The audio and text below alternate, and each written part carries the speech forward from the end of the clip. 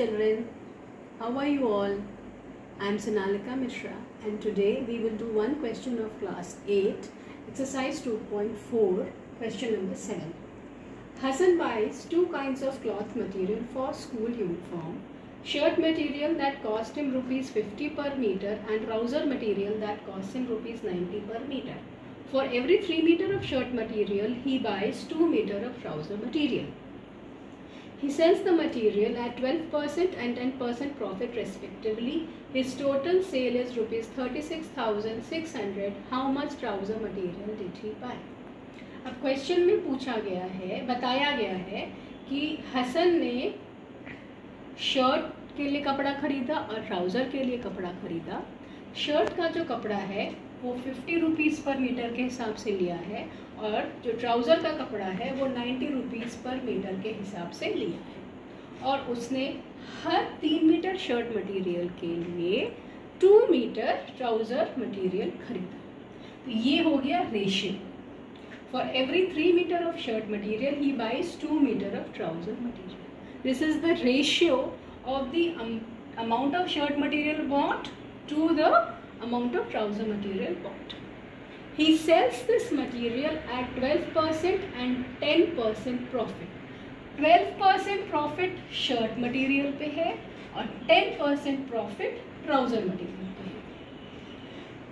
His total sale is 36,600. How much trouser material did he buy? हमसे पूछा गया है कि ट्राउज़र मटेरियल कितना अमाउंट उसने खरीदा है. अब क्योंकि यहाँ ये रेशियो में दिया हुआ है तो इसको हम कैसे लिखेंगे? Let the shirt material be 3x meters and the trouser material be 2x meters. Now the cost of 1 meter of shirt material is rupees 50. तो cost of 3x meters of shirt material will be rupees 50 multiplied by 3x, it will give rupees 150x. Similarly, cost of 1 meter trouser material is rupees 90. Trouser material किस ratio में लिया है? 2x meters. So cost of 2x meters of trouser material will be rupees 90 multiplied by 2x, it will give us rupees 180x meter. अब आया profit. Profit कितना हो गया shirt material पे? इट इज 12% ऑफ सीपी होता है. CP is how much? 12% of 150x. 0 और 0 cancel कर दिया. 5 3 15, 5 2 10, 2 1 2, 2 6 12. तो प्रॉफिट कितना हो गया? 18x. सिमिलरली यहाँ पे प्रॉफिट कितना हो जाएगा? It is 10% on trouser material. 10% of CP is how much? ये निकाला है हमने.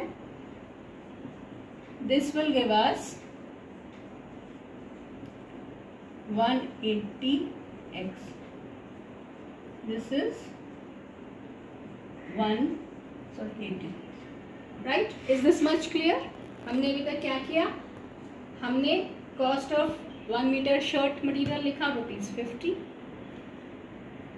Cost of trouser material 1 metre का कितना है? 90 रुपीज.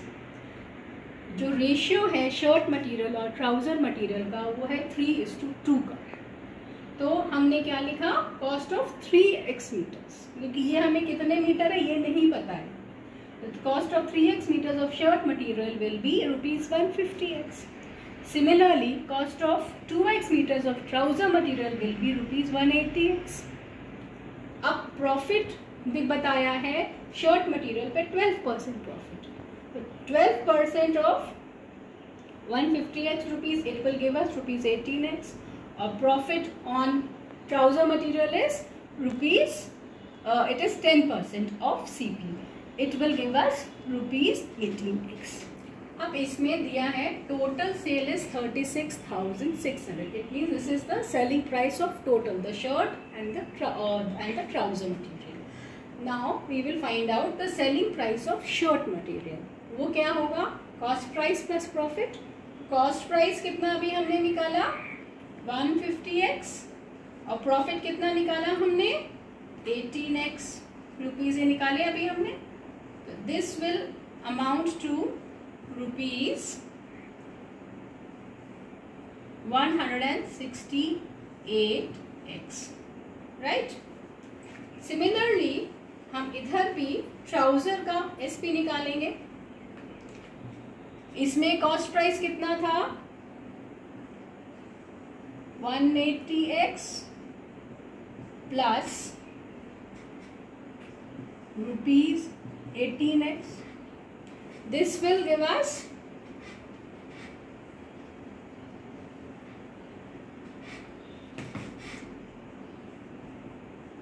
198x। अब उन्होंने बताया है, क्वेश्चन में बताया गया है टोटल सेल इज 36,000, तो total SP will be equal to SP of shirt material plus SP of trouser material, यही होगा, right. Now the total sale is SP of shirt material plus SP of trouser material। अब जो shirt material का हमने निकाला था rupees 168x और trouser material का निकाला था रुपीज़ 198x, और टोटल कितना दिया हुआ है 36,600। तो अब इसको हम x की वैल्यू निकाल लेंगे। This will become 9 + 1 10 6, therefore x will be equal to 100। x कितना हो जाएगा 100। तो ट्राउजर मटेरियल कितना था, amount of trouser material will be 2x था, x की जगह हम वैल्यू लिख देंगे, x की वैल्यू 100 है, this will give us 200 meters। This is the, thank you.